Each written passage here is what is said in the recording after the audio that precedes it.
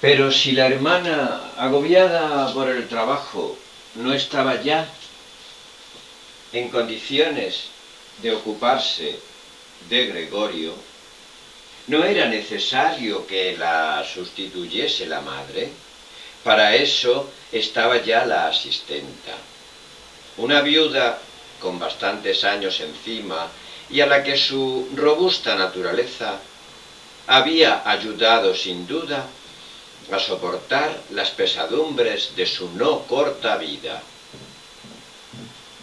Sin que pudiese acreditarse a un sentido de curiosidad, abrió un día la puerta del cuarto de Gregorio y sin dar ninguna muestra de repugnancia, cuando vio a éste, que pese a que no era perseguido, corría de un lado para otro, alarmado por la intrusión, permaneció impasible con las manos cruzadas sobre el vientre.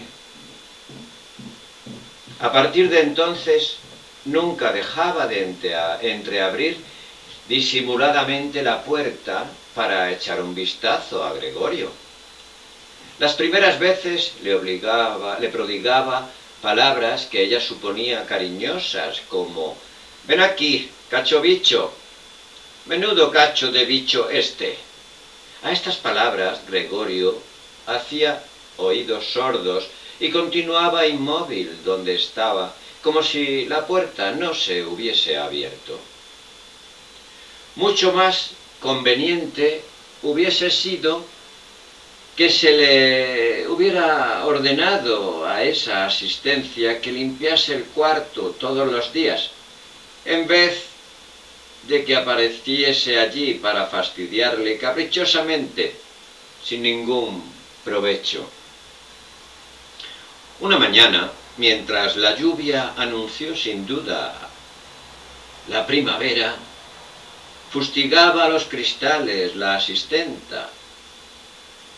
Insistió nuevamente en provocar a Gregorio, y éste perdió la paciencia hasta tal punto que la enfrentó lerdo y desfallecido, pero en actitud de atacar. No obstante, ella no se asustó lo más mínimo, sino que levantó una silla próxima a la puerta y permaneció en tal actitud con la boca abierta, dando muestra inequívoca de que no la cerraría hasta después de haber descargado la silla sobre el caparazón de Gregorio. «Parece que hay miedo», dijo al ver que Gregorio retrocedía, y volvió tan tranquila a dejar la silla en su sitio. Gregorio apenas comía. Cuando pasaba junto a los alimentos que le ponían, mordía algo para probarlo y luego lo dejaba en la boca durante horas para escupirlo casi siempre. Primero pensó que el desinterés por la comida era motivado por la melancolía que le suscitaba el estado de la habitación. Pero precisamente se acostumbró enseguida al nuevo aspecto que presentaba ésta. Poco a poco se habían habituado a mandar allí todo lo que resultaba molesto en otra parte, que era mucho, ya que una de las habitaciones del piso se había alquilado a 3 pensionistas. Eran 3 caballeros muy serios. Los 3 tenían barba, como pudo comprobar Gregorio atisbando por la rendija de la puerta. Se preocupaban de que todo estuviese en el orden más estricto, y no solo en su habitación, sino también en el resto de la casa, ya que vivían en ella, y principalmente de la cocina. Trastos superfluos y mucho menos cosas sucias, no las toleraban. Incluso habían trasladado al piso parte de su mobiliario, lo que convertía en innecesarias muchas cosas, imposibles de vender. Pero que no se querían tirar. Y todo esto iba a dar al cuarto de Gregorio. También ceniceros y el cajón de la basura. Todo aquello que momentáneamente parecía no tener ninguna utilidad, para esto la asistencia no vacilaba demasiado. Lo tiraba al cuarto de Gregorio, quien por suerte la mayoría de las veces alcanzaba a divisar solo el objeto y la mano que lo lanzaba. Es posible que la intención que animaba a esta fuese la de volver a buscar aquellas cosas más adelante cuando se presentase la ocasión, o bien tirarlas a la basura todas de una vez. Pero el caso es que seguían allí donde habían sido arrojadas originalmente, a menos que Gregorio actuase para eliminar de en medio el trasto, cambiándolo de sitio porque le quitaba el lugar para arrastrarse, y lo hacía afanosamente a veces, aunque después de tan fatigosa tarea quedaba extenuado y triste, incapaz de hacer nada durante muchas horas. Los huéspedes cenaban algunas noches en el comedor de la familia, y entonces cerraban la puerta que comunicaba con el cuarto de Gregorio. Pero ya no le importaba gran cosa a este, ya que incluso las noches que permanecía abierta no le interesaba escuchar, sino que se refugiaba, sin que lo notasen los suyos, en el rincón más oscuro de la habitación. Pero sucedió que un día la asistenta dejó entornada la puerta de su cuarto, que comunicaba con el comedor, y ésta continuó así por la noche, cuando los huéspedes entraron a cenar y se encendió la luz. Se sentaron a la mesa, ocupando los sitios que en tiempos pasados correspondían al padre, a la madre y a Gregorio. Desplegaron las servilletas y empuñaron cuchillo y tenedor. Enseguida aparecieron por la puerta la madre, que traía una fuente repleta de carne, seguida de la hermana, que llevaba otra fuente llena de patatas. De la comida ascendía una nube de vapor que los huéspedes aspiraron inclinándose sobre las fuentes colocadas frente a ellos, como si pretendiesen probar los alimentos antes de servirse. El que estaba sentado en medio, aparentemente el más importante de los tres, cortó un trozo de carne en la misma fuente, seguramente para comprobar que estaba tierna y que no era preciso devolverla a la cocina. Manifestó su aprobación, y la madre y la hermana, que habían estado pendientes de su veredicto, respiraron y sonrieron satisfechas. Mientras tanto, la familia comía en la cocina. Pese a ello, el padre, antes de encaminarse a esta, entraba en el comedor, hacía una inclinación general y luego, con la gorra en la mano, daba una vuelta alrededor de la mesa. Los pensionistas se incorporaban y contestaban con un murmullo casi para sí mismos. Después volvían a sentarse y atacaban la comida sin apenas intercambiar palabras entre ellos. Le parecía a Gregorio que entre los ruidos que percibía, el más evidente era el que hacían los dientes al comer, como si quisieran probar a este que para comer se necesitan dientes, y que la mandíbula, más magnífica, exenta de dientes, para poco puede servir. La verdad es que tengo hambre, se decía Gregorio, pero no son esa clase de comidas las que me apetecen. Menudo apetito tienen estos señores, y mientras tanto yo sin comer, muriéndome de hambre. Esa misma noche, Gregorio no recordaba haber oído el violín desde hacía tiempo. Lo sintió tocar en la cocina. Los pensionistas habían terminado su cena. El que estaba en medio había desplegado un periódico dando una hoja a cada uno de los dos. Y los tres leían y fumaban cómodamente recostados hacia atrás. Al oír el violín levantaron la vista con la atención puesta en la melodía.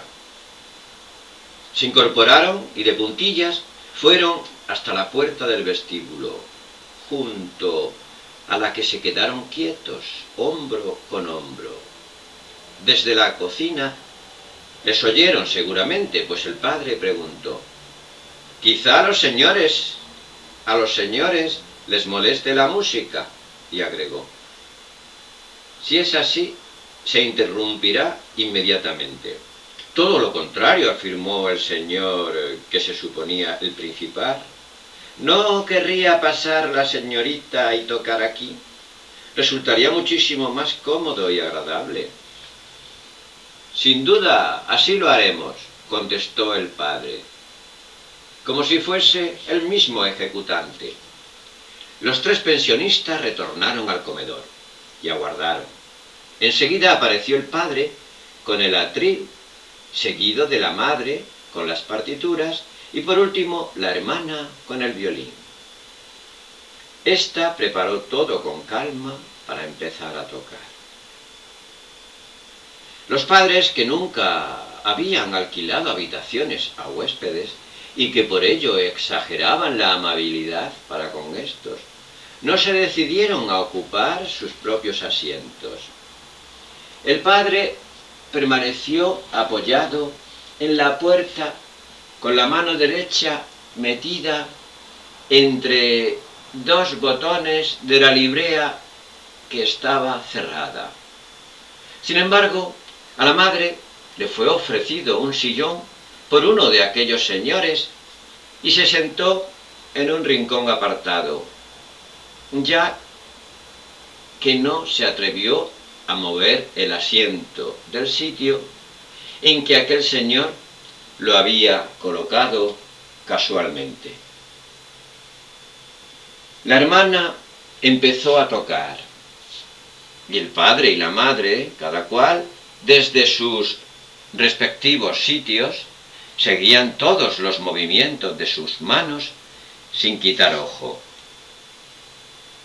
Gregorio, seducido por la música, se decidió a avanzar algo y encontróse con la cabeza dentro del comedor. Apenas le preocupaba la escasa consideración que sentía por los demás en los últimos tiempos, y no obstante, en el pasado se había apreciado de esta consideración. Ahora tenía más motivos para no exhibirse, ya que debido a la suciedad en que vivía, el menor movimiento que hacía levantaba nubes de polvo en torno suyo, e incluso él estaba cubierto de polvo y acarreaba en la espalda y en los costados hilachas, pelusas y restos de comida.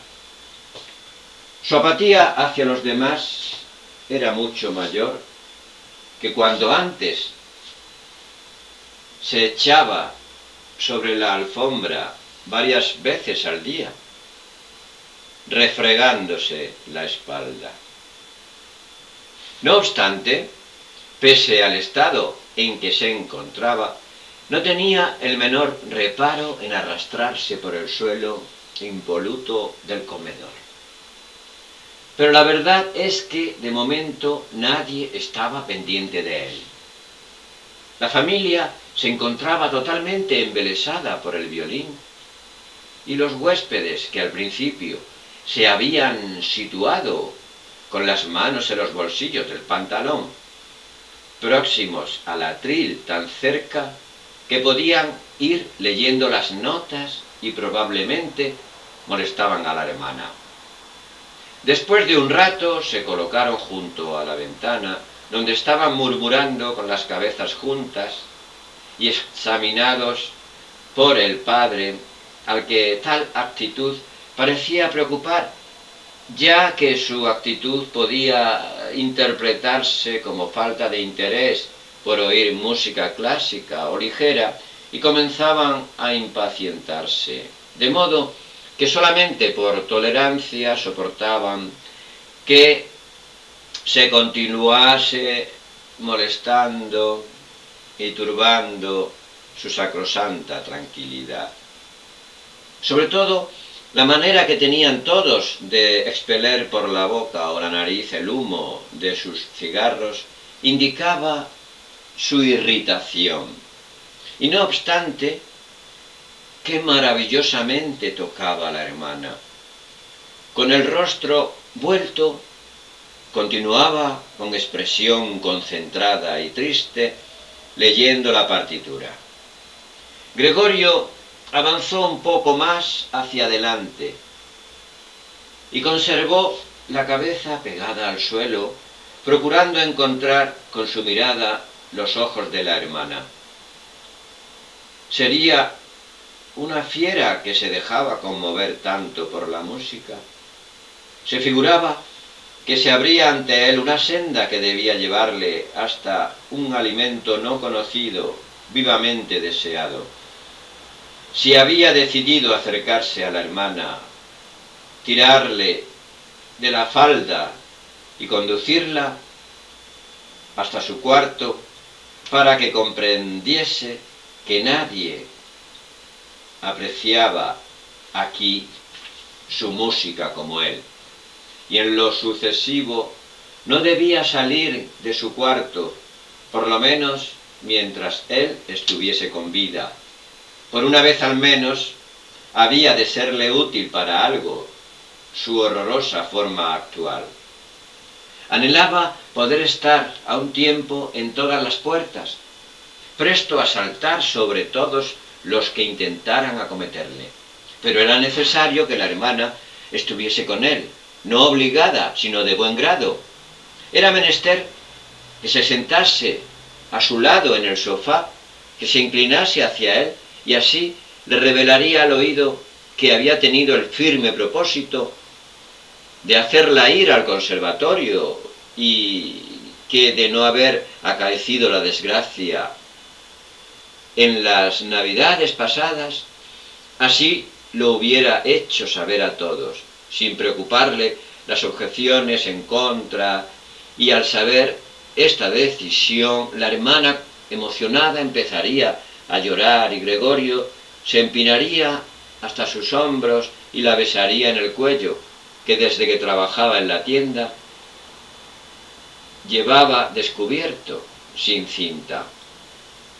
«Señor Sansa», dijo repentinamente al padre el señor, que parecía ser el de más autoridad, y sin agregar ninguna otra palabra, señaló al padre con el dedo extendido en aquella dirección, a Gregorio, que se arrastraba lentamente. El violín se interrumpió en el acto, y el señor, que parecía ser el de más autoridad, sonrió a sus compañeros moviendo la cabeza y volvió a mirar a Gregorio. El padre creyó que lo más importante, de momento, en lugar de echar de allí a Gregorio, era tranquilizar a los huéspedes, quien por otra parte aparentaban gran calma y parecían estar más entretenidos con la presencia de Gregorio que con el violín. Corrió hacia ellos, separando los brazos, intentó empujarlo hacia su habitación, al tiempo que les escondía con su cuerpo la vista de Gregorio. Entonces ellos no disimularon su disgusto, aunque no era posible determinar si obedecían a la actitud del padre o al percatarse en aquel instante de que habían convivido ignorándolo con un ser de aquella especie. Exigieron explicaciones al padre, levantaron a su vez los brazos hacia arriba, se mesaron la barba con ademán turbado y no volvieron, sino muy despacio, hasta su habitación.